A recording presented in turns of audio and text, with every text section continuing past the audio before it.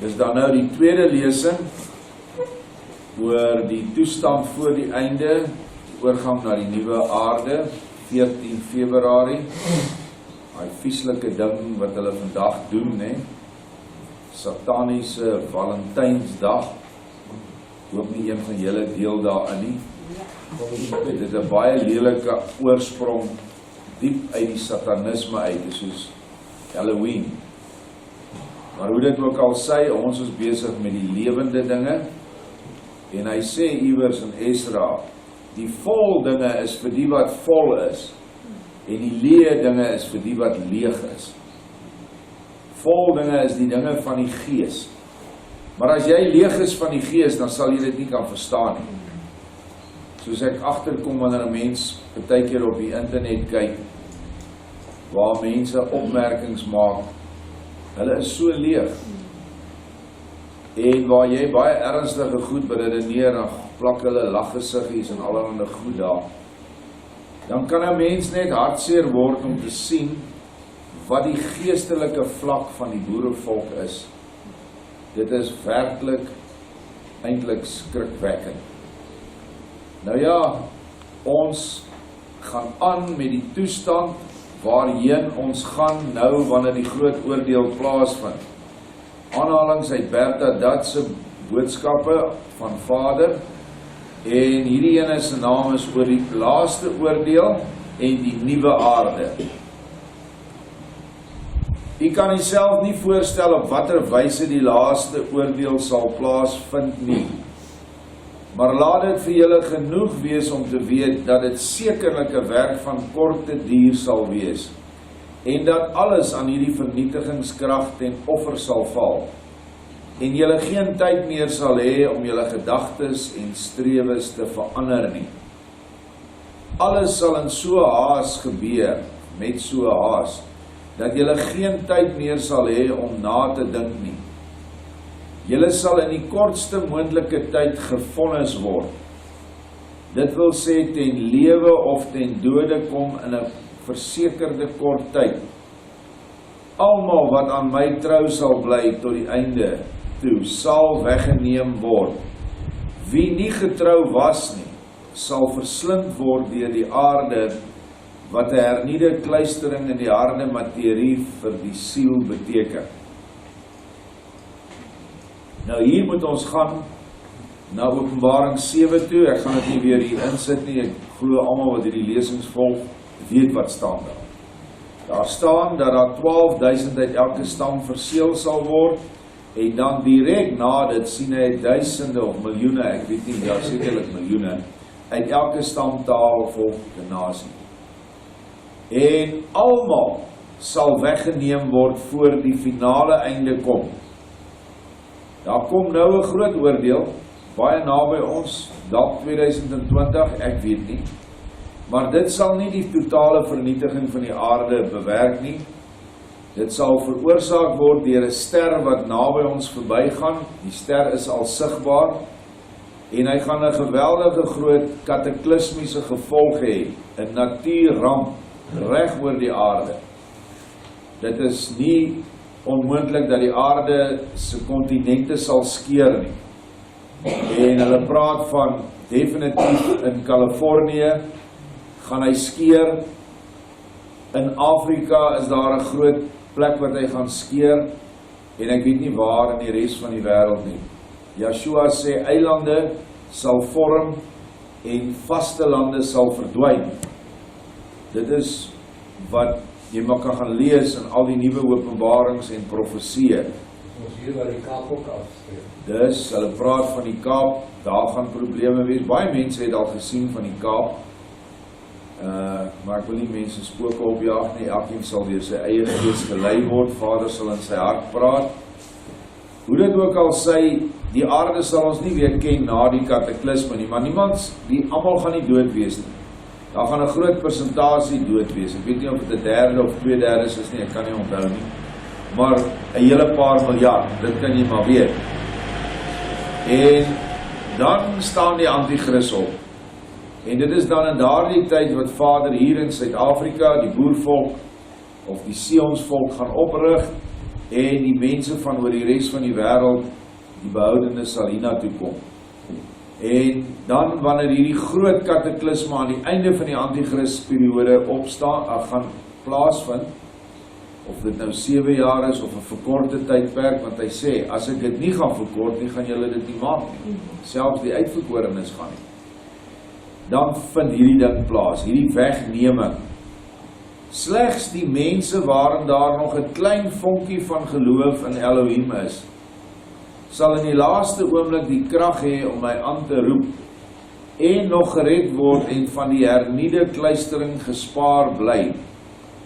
Ofskoon hulle nie tot die skare behoort wat weggevoer sal word nie, sal 'n ligter lot tog hulle deel wees, omdat hulle 'n nuwe beliggaaming as mens toegestaan word, waarin hulle self dan moet en kan bewys, want die tyd op die nuwe aarde sal vry wees van versoekinge deur my teenstander, wat vir lang tyd gebonde sal wees, net soos wat dit geskrywe staan.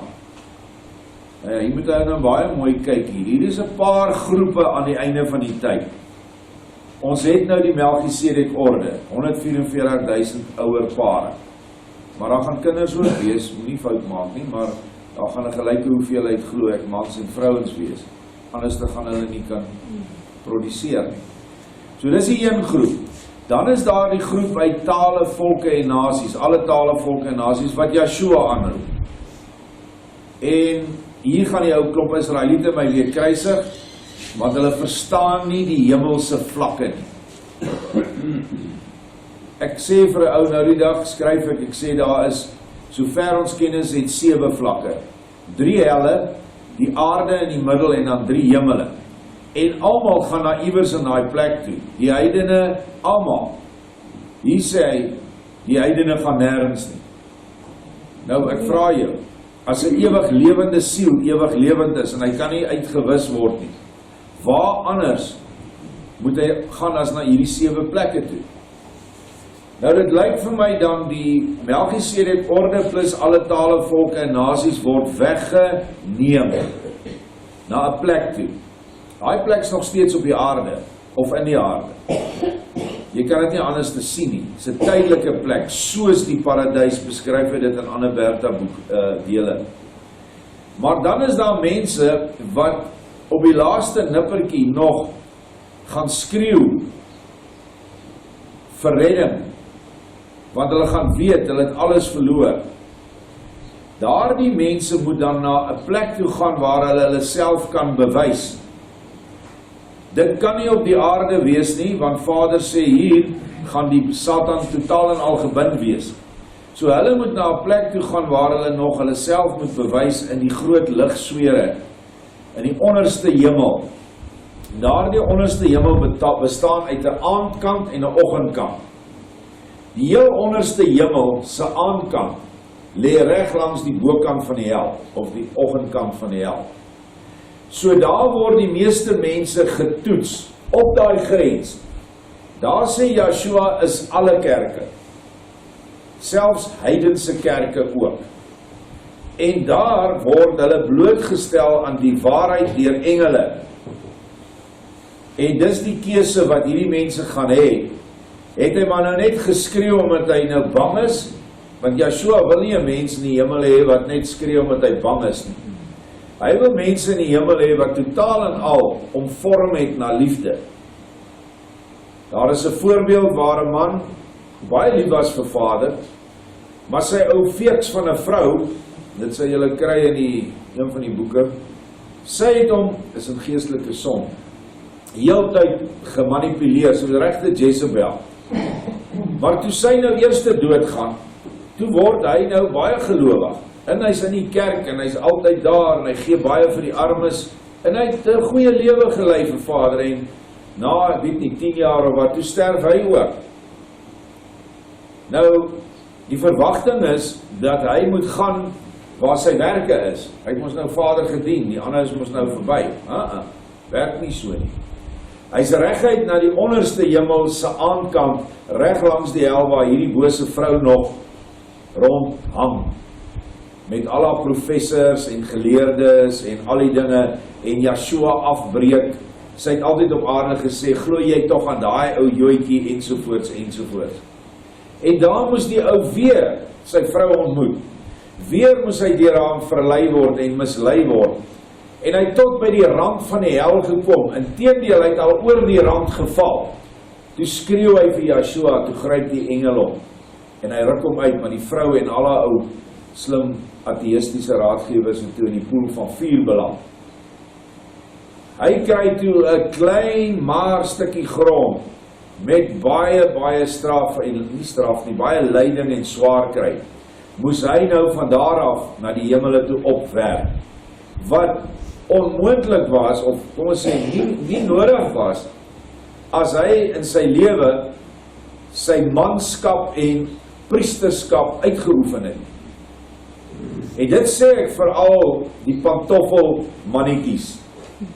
As jou vrou jou met 'n pantoffel regeer en jy laat dit toe, weet dan dat jy aan die ander kant weer die pantoffel gaan kry.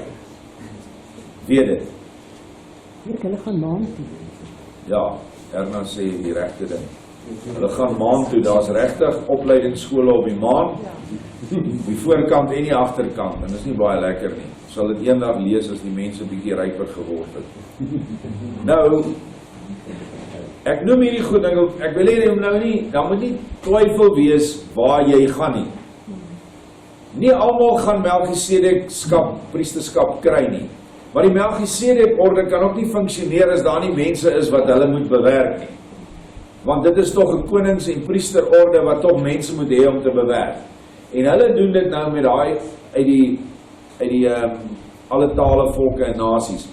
Hulle gaan dan hier, lyk vir my, wees op die aarde, in die aarde, waar ook al, want daar is volgens Henog 'n plek waar water en lig is, 'n wonderlike plek, waar al die gestorwenes tydelik gebere was, vanaf Adam tot by Joshua wat opgestaan het uit die dood, het hy hulle weggevat na die paradys toe. En daai plek is leeg. En of dit gebruik gaan word vir 'n tydelike bergplek, ek weet nie. Maar ek weet een ding, alvorens die 1000 jaar nie verby is nie, kan ons nie van die aarde af die wat gekies het om op die aarde werk te doen nie. So wanneer ons nou sterf, in die tyd wat kom, mense gaan nog steeds na die hemel toe, wat nou bestaan uit 3 hemel, afhangende van jou liefde. Maar die wat net 'n vonkie het, gaan nou in daardie sfere in, waar hulle blootgestel word aan Satan, wat nou nie meer op die aarde gebind is nie. So dis redelik logies om af te lei dat hulle nie op die aarde gaan bly nie. Hulle gaan heel moontlik, die meeste van hulle, gaan na die aandkant op die grens. En dan word hulle blootgestel. En Vader weet presies wat elke ou se probleem is. Hy weet presies hoe met elke ou te werk. Daar's Rooms-Katolieke kerke daar, waar die ouens, glo mos in die Rooms-Katolieke kerk, sit jy by Vader Abraham aan die tafel, en jy eet die heel dag die lekkerste kosse. Daar's so 'n plek. Die ouens sterf in die kerk, dan loop hulle met baie moeite, kom hulle uiteindelik by daai tafel aan. En dan sien hulle vir Petrus en Paulus en al die ander apostels en wie ook al nog, wat hulle nou gesê het op aarde, hulle glo hulle leef. En as daai een nou, hy sê, hy is nou al 2 weke hier, ongeveer nou die tyd, die hemel is in 'n moeilik om tyd te skat. Maar kan hy nie asseblief net van hierdie tafel opstaan? Hy sê, die kelner, wat nou eintlik Joshua in verborgenheid is, nee, jy moet hier wees, dis mos die hemel, jy bly hier, jy mag nie opstaan nie, jy eet. En het raak toe alle ondraagliker vir hulle, en dan skielik breek hulle weg, maar dan gebeur goed met hulle, dan val hulle, en dan moet hulle weer voor begin. En uiteindelik het hierdie ou dan vir Joshua erken, in my storie, gaan lees dit tog, en ek dink geestelike som 1. En so begin hy weer heel onder. Hy word oor 'n rivier of oor 'n see gevat, en daar kry hy vir hom 'n woonplek, en nou moet hy van die aandkant van die onderste hemel, deurwerk na die oggendkant. Van die oggendkant van die onderste wysheidshemel, moet hy nou weer omwerk na die aandkant van die middelste liefdeswysheidshemel. of wysheid liefdeshemel, is seker 'n beter term.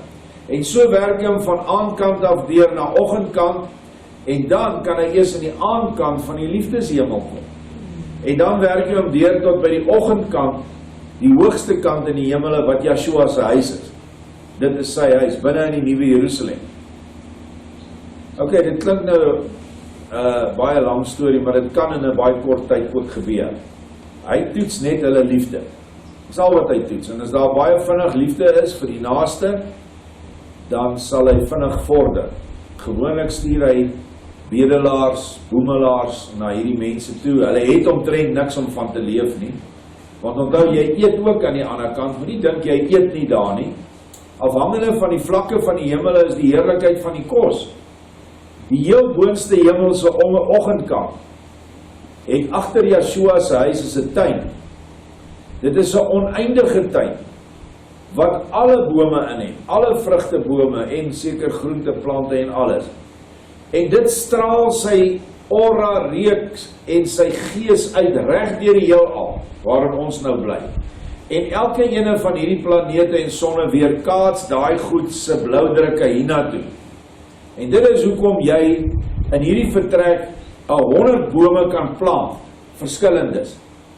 Ok, moet nou buite wees, nee, waar die son kan kom.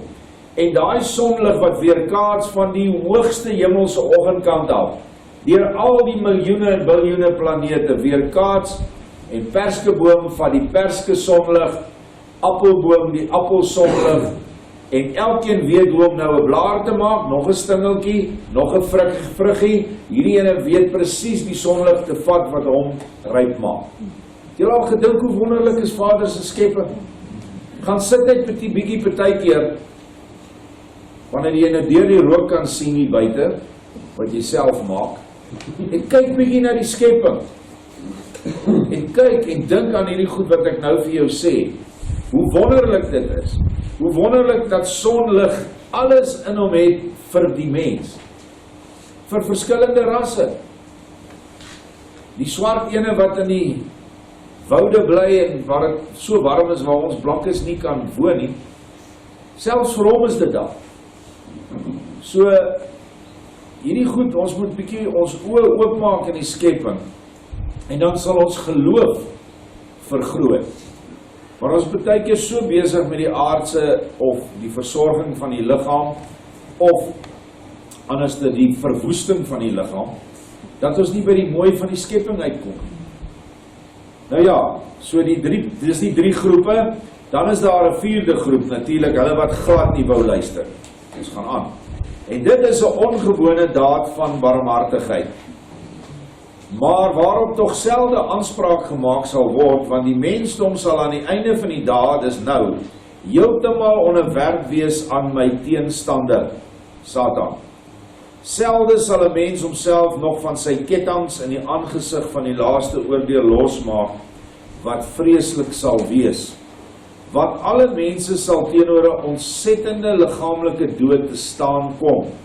Maar voordat hulle baie sal kan nadink, sal dit reeds geskied het. Ek sê vir julle, hierdie virus, wanneer jy sterf aan hierdie virus, is dit nie speletjies nie. Jy versmoor letterlik in die ongelooflikste pyn, en dit kom nie vannacht. Jy het 'n lydingstyd. Wanneer die nag van die lang messe op hierdie plek begin, in hierdie land, en dit kom, en is nou baie naby, dan sal 'n panga dood, sekerlik in my oë, een van die ergste of die ergste waarmee hulle jou kan doodmaak. Waar hulle jou gaan opkap, omdat jy nie Yeshua se beskerming het nie. En ek is nie nou besig om jou bang te praat nie, ek gee vir jou feite. Jy besluit of jy dit wil na luister of nie. Jy besluit of jy die beskerming van die Messias soek, en dan doen jy wat hy sê, sodat jy beskerming kan, of verseker kan wees van sy beskerming. Dat die engele heeltyd om jou is. Jy 2, 3, 4, party 5 engele, wat nou na jou kyk. Maar daai engele kan niks doen, as jy nie Yeshua Vader dien nie. En as jy in 'n kar teen 180 km/h ry en die tyre band bars, en jy is by Vader, en jy is sy kind, dan sal 'n engel daai kar op die pad hou, jy sal dit nie eens agterkom en jy sal rem en jy sal tot stilstand kom. Maar, as die engel met hartseer oë na jou kyk, want jy wil nie luister nie, jy is dik op dwelms en drank, en daar jaag jy teen hierdie spoed, en jy rol daai kar, en jy is dood, wie se skuld was dit? Wie se skuld was dit? Of jy's 'n invalide? Vader gee slegs opdrag aan sy engele om ons te beskerm wanneer ons gehoorsaam is. As nie iets anders nie. Jy kan nie sê ek glo en daarom eis ek engele nie.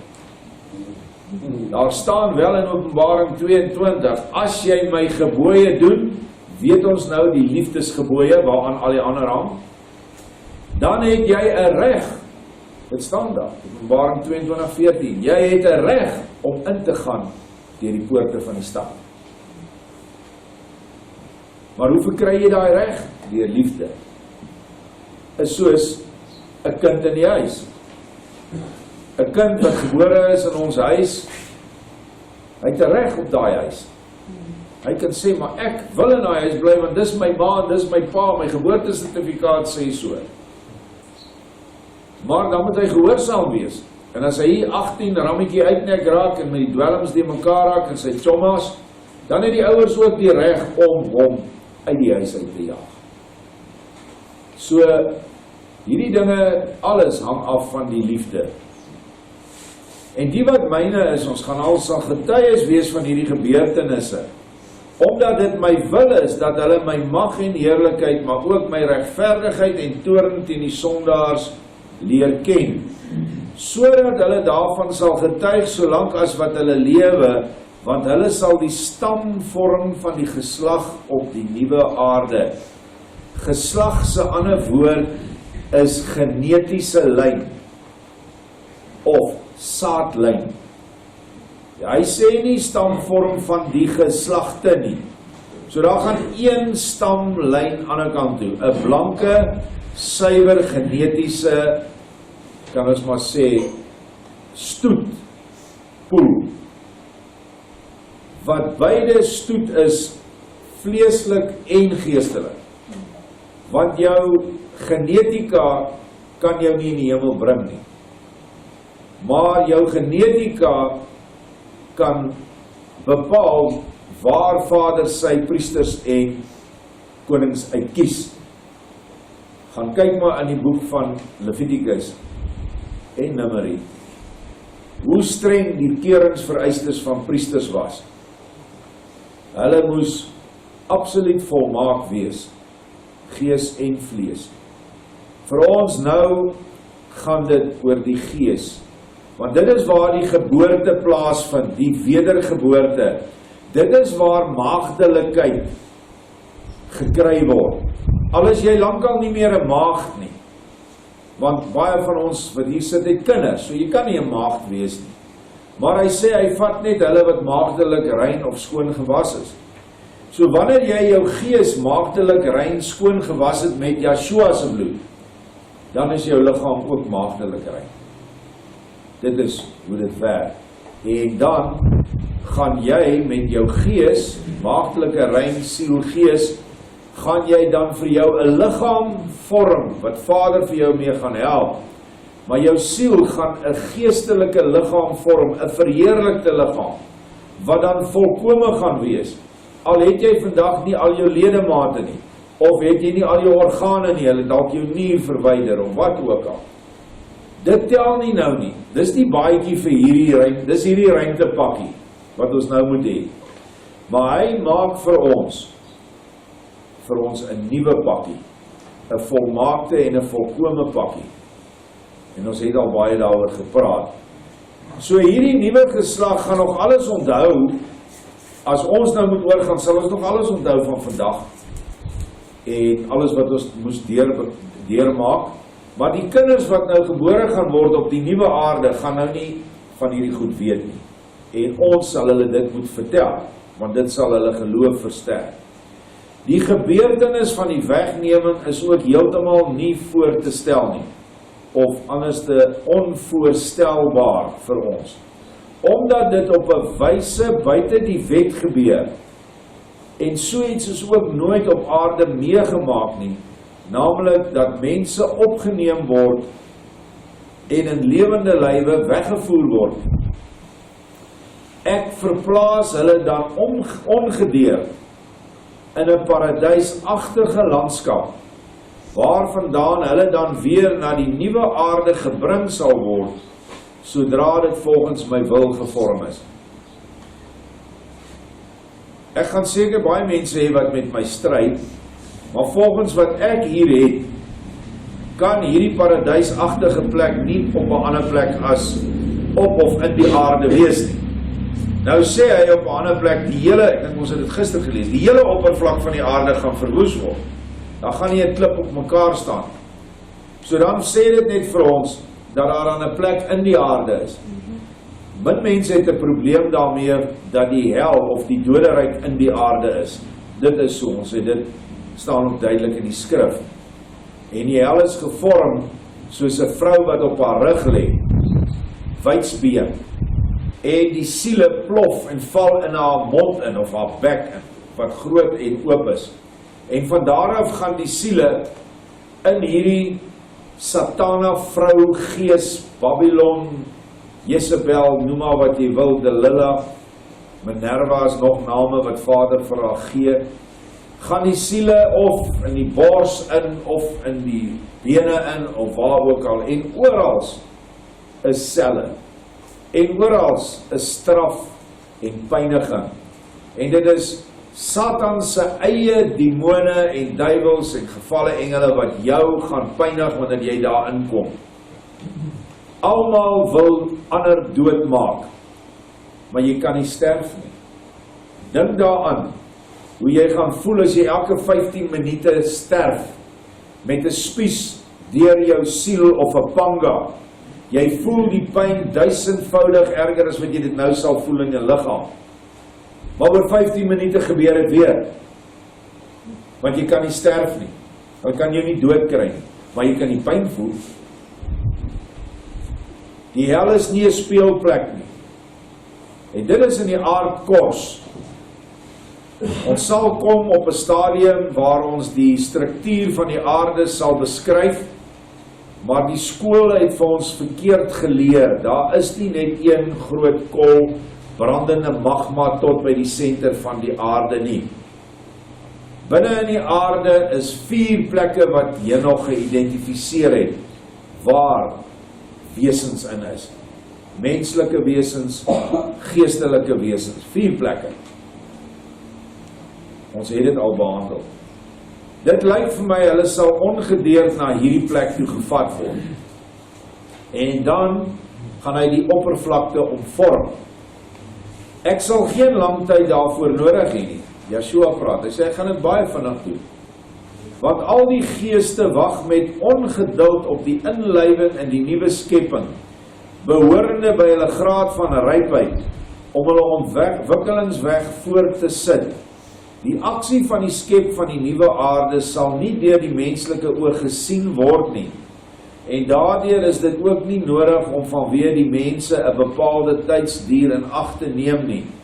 En aan die mense wat weggevoer was, of weggeneem, weggeraap, ontbreek dit aan elkeen se tydbewussyn, of aan die mense, hulle het nie 'n tydbewussyn nie, sodat hulle nie in staat sal wees om te beoordeel in watter tydruimte die nuwe aarde ontstaan het nie.